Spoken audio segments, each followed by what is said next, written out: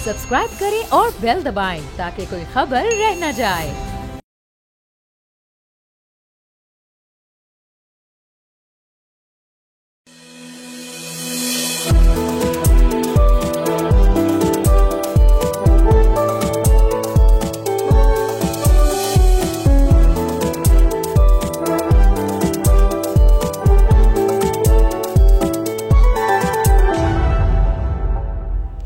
अस्सलाम वालेकुम and a very good morning नाजरीन। प्रोग्राम फ्रंट पेज के साथ मैं हूं आपका होस्ट मुइज़ुर रहमान और मैं हूं अरीबा फातिमा। नाजरीन, SCO कॉन्फ्रेंस कामयाबी के साथ ख़त्म हो गई है और तमाम मेहमान ममालिक से जो हेड्स ऑफ स्टेट्स आए थे वो अपने मुल्कों को दोबारा रवाना हो चुके हैं। इस बात पे बड़े शानदार अंदाज में इस कॉन्फ्रेंस का इनाकात किया गया और तकरीबन 8 एग्रीमेंट्स पे इसका साइन, इसका जब मुश्तरका अलामिया है और जो जिस अंदाज में ये कॉन्फ्रेंस जो है मुनक्किद हुई उस पर पूरी कौम को फ़ख्र है और हम पूरी कौम को भी मुबारकबाद देते हैं। And I would like to specially appreciate government of Pakistan in the way they held this conference. नाज़रीन, अब चलते हैं आज की हमारी स्टोरीज़ पर। नाज़रीन, आपसे बात करेंगे SCO समिट में जयशंकर साहब के बयान के बारे में। उन्होंने कहा था कि हमें ज़रूरत है कि कोऑपरेशन हम मेंटेन करें पाकिस्तान और इंडिया के बीच में, लेकिन इस कोऑपरेशन को जो तिजारत और एनर्जी और इंटरनेट कनेक्टिविटी इन सारी चीज़ों के बेसिस पर होनी चाहिए। इसको करने के लिए लाजिम है कि पाकिस्तान में टेररिज्म, एक्सट्रीमिज़म और सेपरेटिज़म ख़त्म हो। ये काफ़ी ताज्जुब की बात है कि जयशंकर साहब का ये बयान एक दिन बाद आ रहा है, जिससे बिल्कुल एक दिन पहले कनाडा से कुछ सिफारतकारों को जो है वो छुट्टी उनकी कर दी गई थी इंडियन डिप्लोमेट्स की। तो मुझे आप ज़रा बताएं कि आपका क्या तासुर है, कंसिडरिंग कि उनके अपने घर में कुछ और चल रहा है और वो हमारे घर के बारे में ऐसी बातें कर रहे हैं। बिल्कुल अरीबा, आपने सही जानिब इशारा किया और देखें भारत का ये हमेशा से खासा रहा है कि बगल में छुरी मुंह में राम राम। और इसी तरह जो है जो आप जयशंकर का स्टेटमेंट देखें, he should actually first put his own house in order, बजाय इसके कि वो पाकिस्तान पे उंगलियां उठाएं।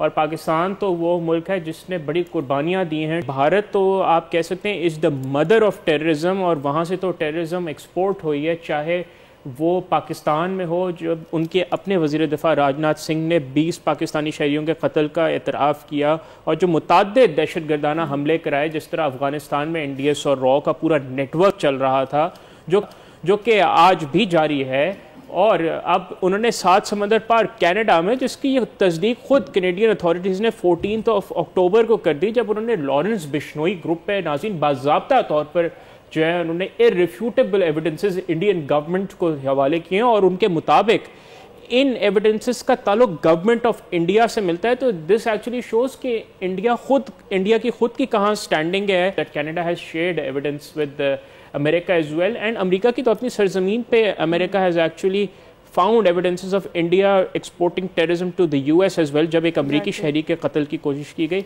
तो मुझे तो ये समझ नहीं आता कि जयशंकर किस मुंह से दूसरे ममालिक पे इल्ज़ामात लगाते हैं दहशत गर्दी के, जब उनका खुद मुल्क ना सिर्फ वो दहशत गर्दी कर रहा है बल्कि वो अब पूरी दुनिया में टेररिज्म एक्सपोर्ट कर रहा है। सो he should first put his own house in order. नाज़रीन, यहाँ बताना बहुत ज़रूरी है कि जिन सफारतकारों को घर भेजा गया है इनमें हाई कमिश्नर भी शामिल हैं। ये एक बहुत ही गैर मामूली इक़दाम था, क्योंकि कनाडा ने इल्ज़ाम लगाया है कि सफारतकार ने ना सिर्फ ख़ुद इसमें एक बहुत ही कौमी पसंदीदा लीडर को कत्ल करने में अपना खुद रोल प्ले किया, बल्कि इसको काफ़ी हद तक फैसिलिटेट किया इस क्राइम को।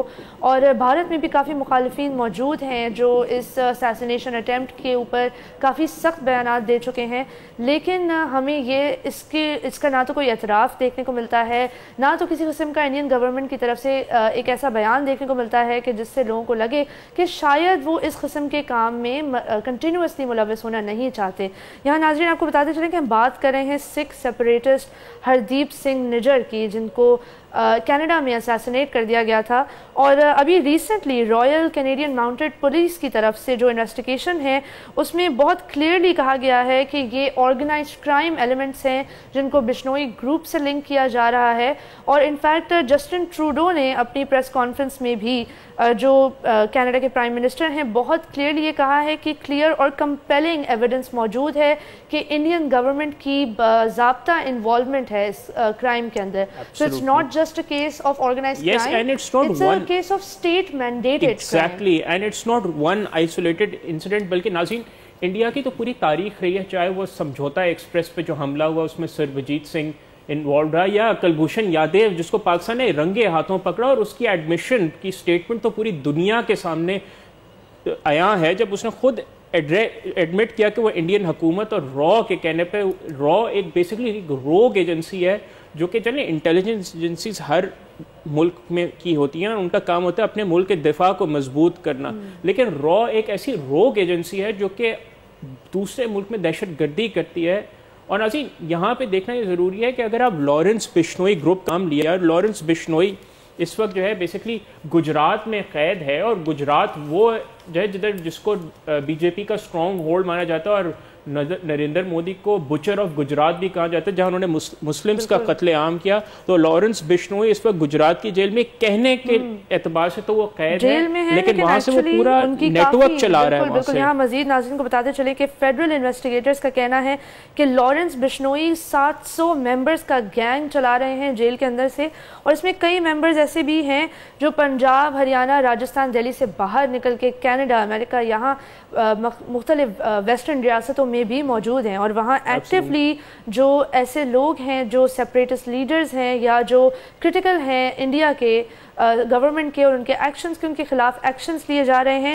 گولڈی برار جو لارنس بشنوئی کے گینگ ممبر ہیں اور دوست بھی ہیں، کو اکیوزڈ بھی ہیں سدھو موسے والے کی کلنگ میں، ان کے اوپر ان کا بھی نام سامنے آیا ہے، اور کینیڈین پولیس نے ان کا بھی نام لیا ہے کہ ان کی بھی انوالومنٹ تھی اس کیس میں. انفیکٹ بشنوئی گروپ کے لوگوں کے اور اسپیسیفکلی لارنس بشنوئی کے اوپر اس وقت 30 ایسے کیسز ہیں جو کنٹینیوسلی کورٹ میں چل رہے ہیں، ان میں سے 19 کیسز ہیں جو ابھی ٹرائی ہو رہے ہیں، اور باقی کیسز کا ہمیں کچھ آئیڈیا بھی نہیں کہ کیا ہوگا. SCO سمٹ کو جس طرح سے دیکھا جا رہا تھا وہ ایک ہوپ تھی کہ پاکستان اور انڈیا کے بیچ میں شاید بہتر تعلقات ہو سکتے ہیں، لیکن the coincidence was کہ بالکل ایک دن پہلے ہی انڈیا کے بارے میں یہ بیان آتا ہے کینیڈین گورنمنٹ کی طرف سے، اور بالکل ہی اگلے دن ہم دیکھتے ہیں کہ instead of showing any sense of humility, Jai Shankar صاحب بالکل جس کو کہتے ہیں ایسا لگ ہی نہیں رہا تھا کہ انہوں نے یہ خبر سنی بھی ہے کہ ان کے اپنے لوگوں کو کینیڈا سے واپس بھیجا گیا ہے because of their involvement.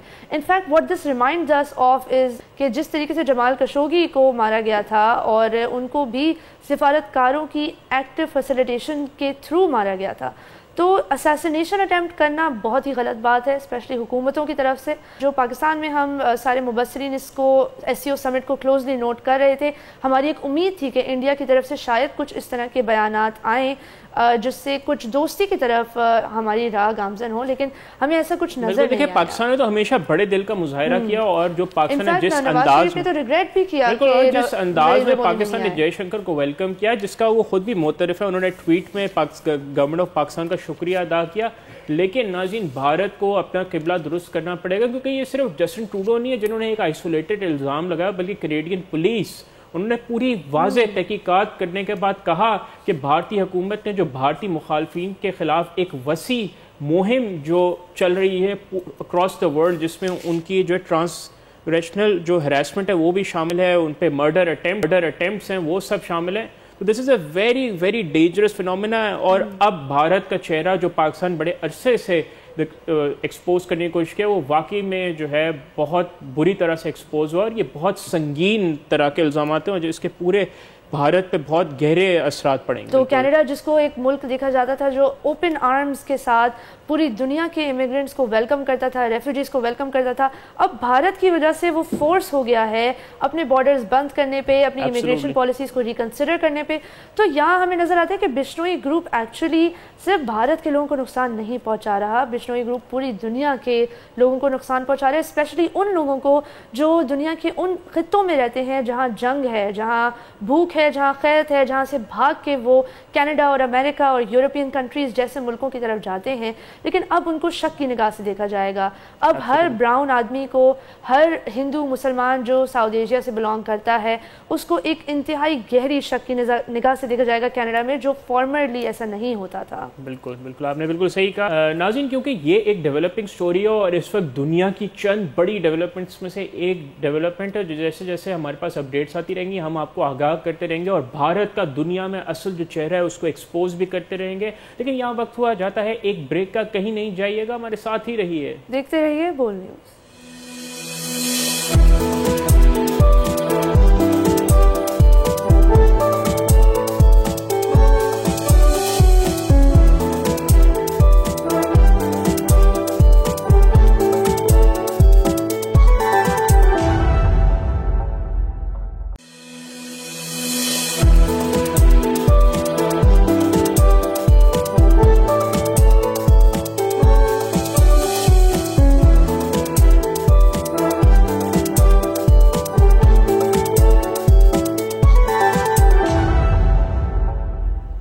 Welcome back to front page. ناظرین, بریک سے پہلے ہم نے آپ کو بتایا جے شنکر صاحب کے ریسنٹ بیان کے بارے میں اور اس کے اندر جو آئرنی اور سارکیزم پھنسا ہے اس کے بارے میں.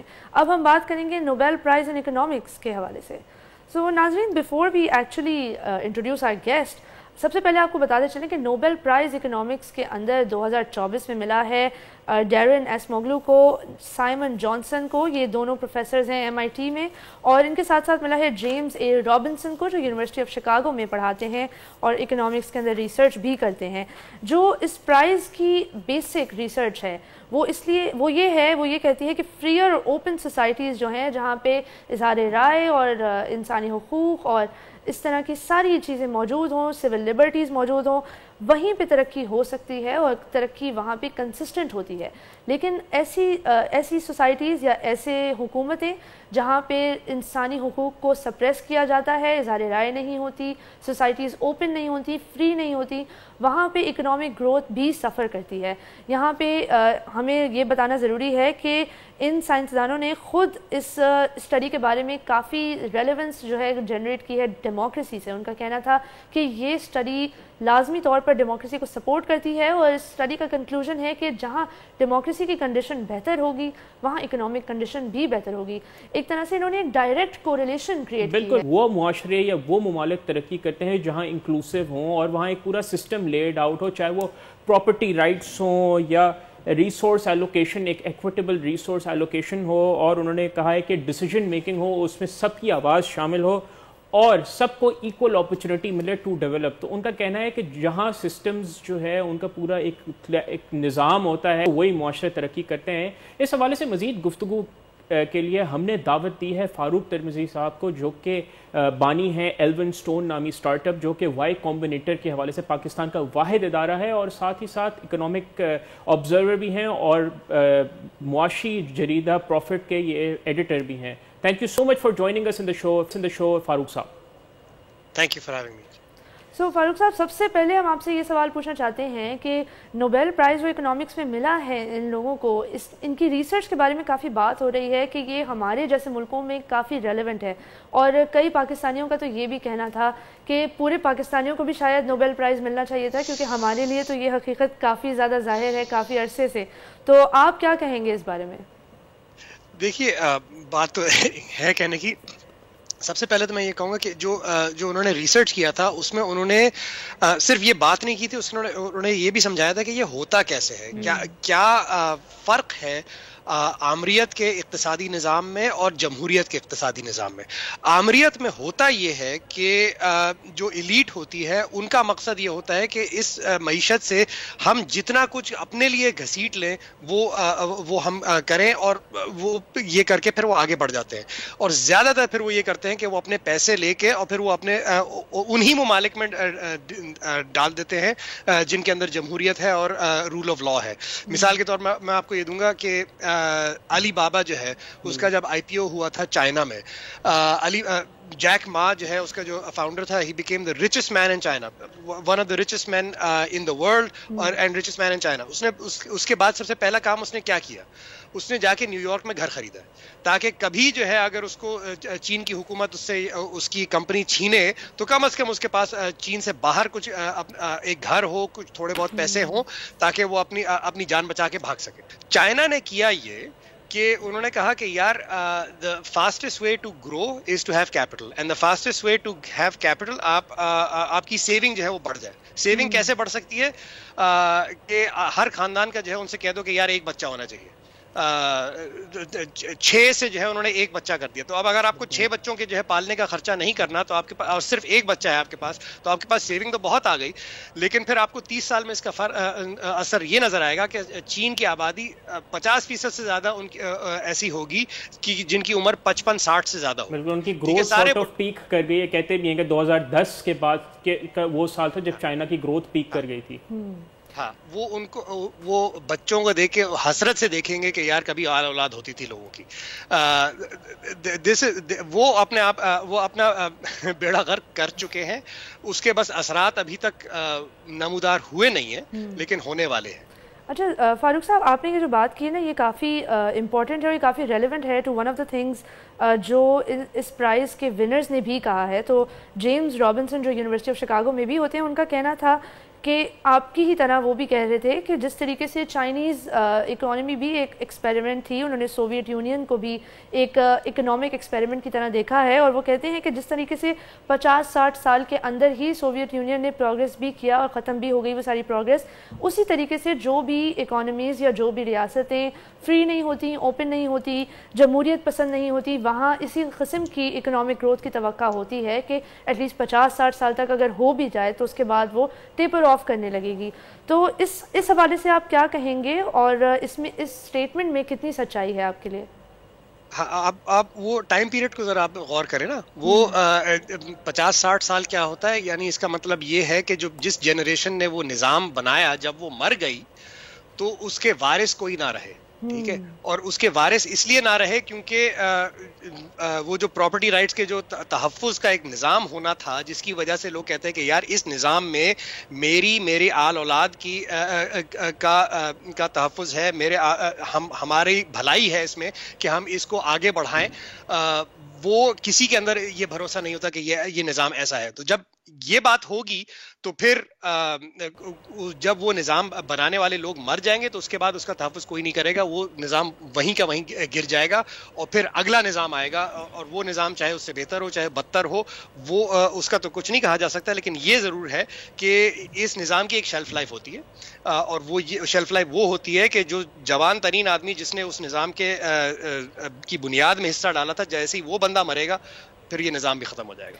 اچھا، ایک جاتے جاتے مجھے آپ سے ایک سوال، اگر میں آخری سوال آپ سے پوچھوں کہ جو اب جیسے آکیموگلو اور رابنسن کی جو شہرت کی ایک بہت بڑی وجہ جو انہوں نے کتاب لکھی ہے وائی نیشنز فیل، اس میں انہوں نے جو ہے ایک اکنامکس کا اور انہوں نے انیکوالٹی کا کافی ذکر کیا ہے. تو دیکھیں، جہاں economic institutions of a country determine کہتے ہیں کہ وہ ڈٹرمن کرتی ہے ایک اسٹرینتھ آف این اکانومی، وہیں جمہوریت میں پالیٹکس آلسو ٹرمپس اکنامکس. تو اگر اس ملک کی جمہوریت کی جو سیاست ہوگی وہی اکنامکس کی لاجک کو ڈیفائی کرے، تو کیا پھر بھی اس طرح کا نظام تخلیق کر سکتا ہے for development of a country جو یہ کہتے ہیں؟ دیکھیں، جمہوریت کی سب سے بڑی خصوصیت یہ ہے کہ اٹ کریٹس کمپٹیشن. ٹھیک ہے، اب آپ دیکھیں 18ویں ترمیم پاکستان میں ہوئی، اس کی وجہ سے کیا ہوا کہ صوبوں کے پاس پہلی دفعہ اصل اقتدار آیا. ٹھیک ہے، پھر اس کے بعد کیا ہوا ہے؟ اس کے بعد ہوا یہ کہ صوبوں کے اندر کمپٹیشن آ گیا. ٹھیک ہے، کہ مثال کے طور پر نون لیگ نے جو ہے ان کی حکومت آ گئی، پنجاب میں پی ٹی آئی کی حکومت آ گئی خیبر پختونخوا میں، اور پھر اس کے علاوہ پی پی پی کی حکومت آ گئی سندھ میں. ان صوبوں کے درمیان ایک کمپٹیشن چل گیا. ٹھیک ہے، اور ایک طرح سے ان کے اندر ایک یہ ذہن میں یہ ایک بات آ گئی کہ یار ہم اپنے صوبے میں پرفارمنس دکھائیں گے تاکہ ہمیں نیشنل اسمبلی میں ووٹ ملے. ٹھیک ہے، as long as there is competition for delivering. ٹھیک ہے، کچھ عرصے تک جو ہے وہ خراب آئیڈیاز لوگوں کے پاس آئیں گے، اور پھر وہ جو ہے وہ سیاست کی وجہ سے جو ہے وہ معیشت کے اوپر تھوڑا سا ایک ڈریگ آئے گا. لیکن بالآخر as long as there is competition, ٹھیک ہے، کہ میری پرفارمنس جو ہے میری جگہ اس کے اوپر مجھے جج کیا جاتا ہے، اور ووٹر کے پاس حق ہے کہ وہ مجھے یا تو ووٹ دیں یا پھر مطلب اقتدار کا دار و مدار جو ہے اگر ووٹر کے ہاتھ میں ہے تو وہ کمپٹیشن رہے گا، اور اس کی وجہ سے at the end of the day performance کی بات رہے گی. اور کچھ عرصے گزریں گے بھلے جس میں پالیٹکس کی وجہ سے جو ہے معیشت جو ہے تھوڑی سی سلو ڈاؤن ہوگی، لیکن at the end of it جو نظام ابھر کے سامنے آئے گا وہ ایسا ہی ہوگا جس میں اقتصادی ترقی ہوگی. بہت بہت شکریہ فاروق صاحب، آپ نے ہمیں بہت ہی زیادہ ویلیوبل انسائٹ سے آگاہ کیا، اور امید ہمارے ناظرین کو سمجھ آیا ہوگا کہ ان لوگوں کو کیوں ملا ہے اکنامکس کے لیے نوبیل پرائز. تو معیز فاروق صاحب نے بھی یہی کہا کہ جمہوریت ایٹ لیسٹ وہ کنڈیشنز تو کریٹ کرتی ہے جس میں ایک کنسسٹنٹ اکنامک گروتھ پاسبل ہو. تو آپ کو کیا لگتا ہے کہ اگر یہ 2024 الیکشن ایئر نہیں ہوتا اور اس سال دنیا بھر میں الیکشن نہیں ہو رہے ہوتے تو کیا نوبل پرائز انہی لوگوں کو ملتا ہے اکنامکس کے لیے؟ دیکھیں اریبہ، سب سے پہلے تو ہمیں یہ دیکھنے کی ضرورت ہے کہ حاکم اوغلو اور رابنسن کہہ کیا رہے ہیں.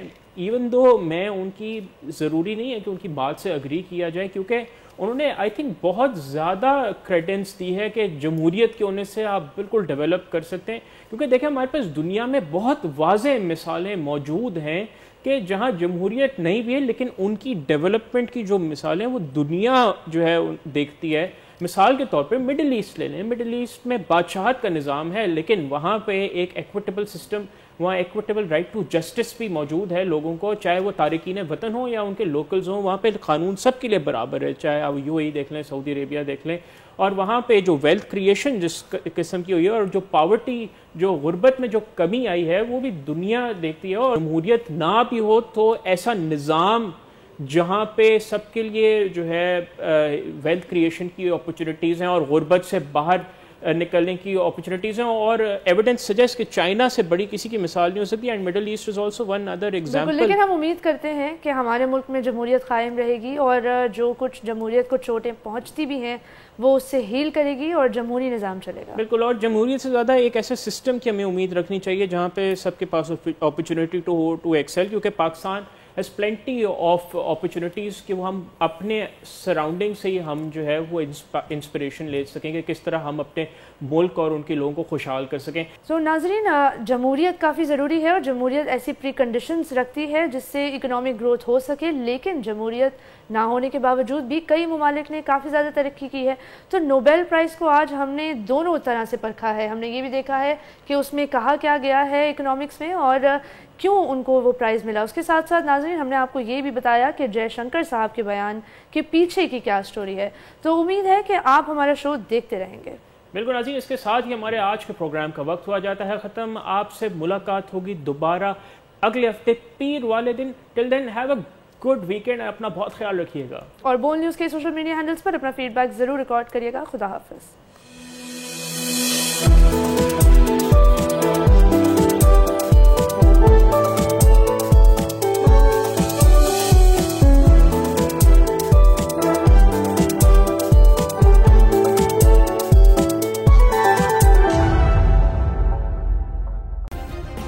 سبسکرائب کریں اور بیل دبائیں تاکہ کوئی خبر رہ نہ جائے.